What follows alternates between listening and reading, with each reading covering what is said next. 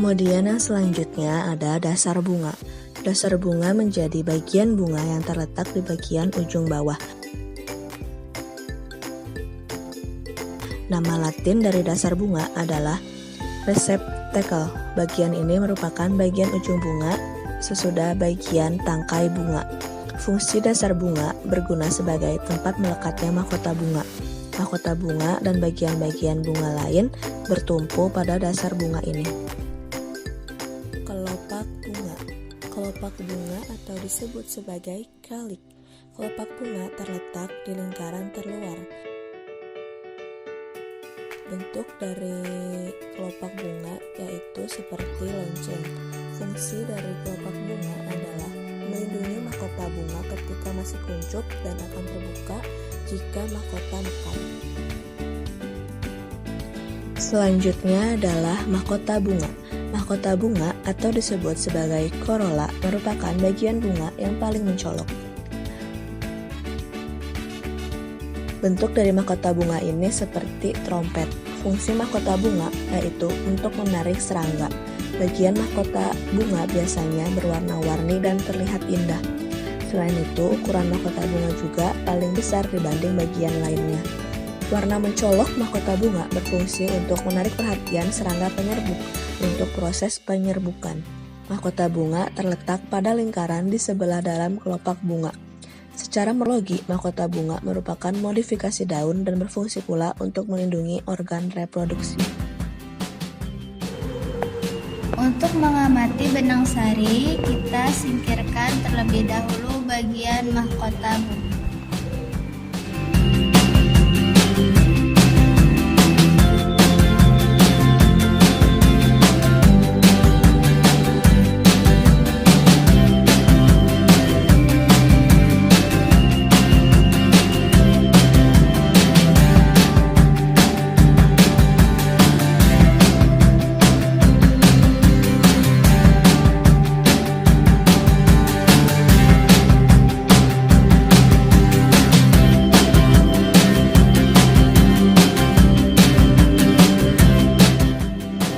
Selanjutnya adalah benang sari.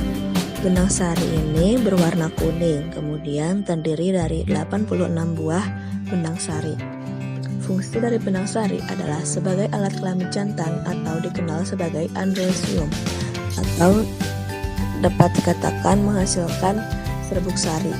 Benang sari ini umumnya terdiri dari 3 bagian, yaitu tangkai sari atau filamen, yaitu bagian benang sari yang membuat posisi kepala sari berada cukup tinggi dari bunga untuk membantu proses penyerbukan bunga.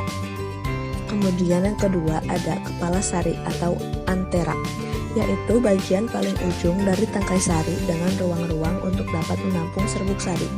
Kemudian yang terakhir ada serbuk sari atau polen, yaitu bagian benang sari yang terdiri dari sel-sel kelamin jantan yang digunakan saat proses penyerbukan.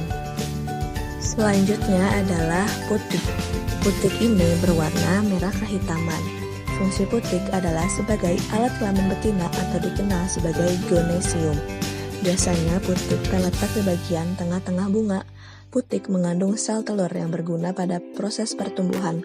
Putik terdiri dari 3 bagian, yaitu tangkai putik atau stilus, yaitu bagian putik yang membuat posisi kepala putik berada cukup tinggi dari bunga untuk membantu proses penyerbukan bunga.